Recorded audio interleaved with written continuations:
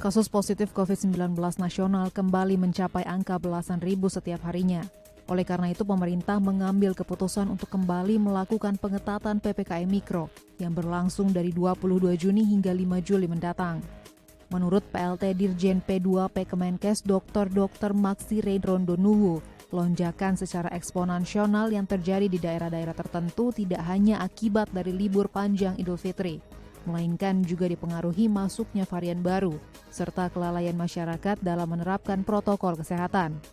Dr. Maksi juga menambahkan saat ini hal yang paling penting memang memberikan edukasi kepada masyarakat yang sudah mulai lalai, serta sedang menikmati euforia vaksinasi. Karena penerapan protokol kesehatan adalah hal terkecil dan termurah yang dapat dilakukan setiap individu untuk membantu mengurangi penyebaran COVID-19.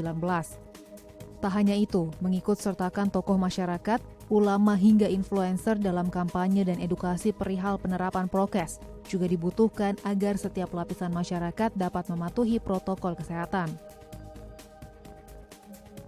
Saya kira itu penting sekali, edukasi. Yang paling utama edukasi, mengingatkan kembali pada masyarakat.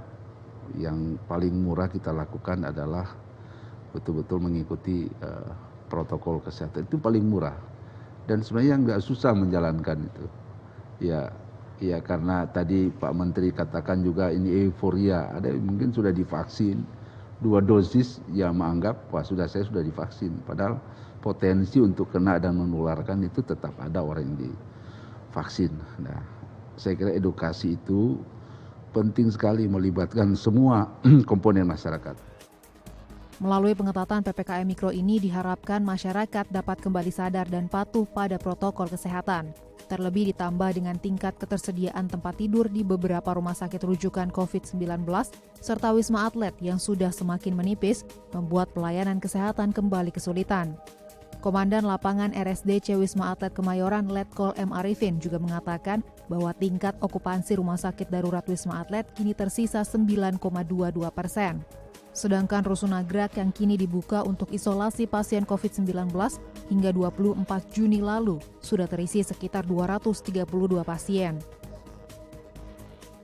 Ya, untuk SOP-nya sudah di-share juga ke puskesmas. Memang semua dari puskesmas, dari orang yang terkonfirmasi melaporkan ke fasilitas kesehatan terdekat atau puskesmas. Kemudian mereka dari puskesmas akan menghubungi call center di sini untuk meminta persetujuan bisa diterima di sini atau tidak, karena kriteria yang masuk ke sini juga ada kriterianya sesuai SOP-nya.